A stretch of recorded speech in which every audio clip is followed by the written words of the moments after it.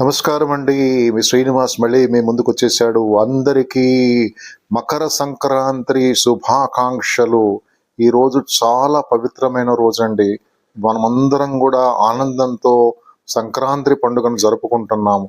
మరి మకర సంక్రాంతి ఎందుకు జరుపుకుంటున్నామో తెలుసుకోవాలి కదండి. ఒక్క క్షణము వినండి నాకు సంక్రాంతి గురించి.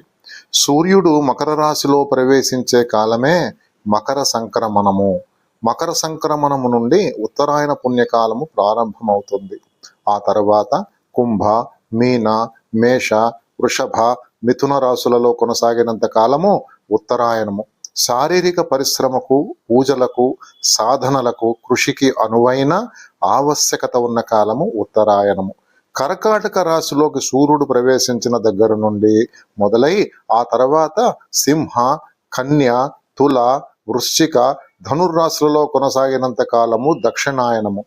మానసిక అర్చనకు, ధ్యానానికి, యోగానికి, దీక్షలకు, బ్రహ్మచర్యానికి, నియమనిష్టలకు అనువైన ఆవశ్యకత ఉన్న కాలము దక్షిణాయనము. 12 నెలల సంవత్సర కాలంలో 6 నెలలు దక్షిణాయనము, దేవతలకు ఒక రాత్రి. 6 నెలలు ఉత్తరాయణము, దేవతలకు ఒక పగలు.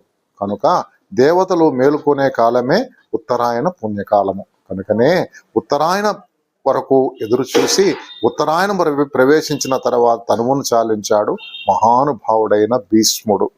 మరి మనము 3 రోజులు పండగ జరుపుకుంటున్నాం కదండి. ఒకటి భోగి పండగ. మనలోని అంతర్శత్రువులైన కామ, క్రోధ, మోహ, లోభ, మదమత్సర్యాలను, అరిషడ్వర్గాలను దహించే పండగే భోగి పండగ అండి. సంక్రాంతి పండుగ ఇవాళ ఉత్తరాయణ పుణ్యకాలం మొదలైన రోజు ఆనందంతో అందరం కూడా పండగ చేసుకుందాము.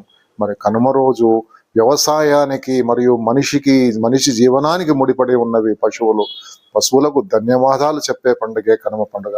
కాబట్టి అందరం సుఖ సంతోషాలతో సంక్రాంతి పండుగ జరుపుకుందాము. అందరికీ సంక్రాంతి శుభాకాంక్షలు.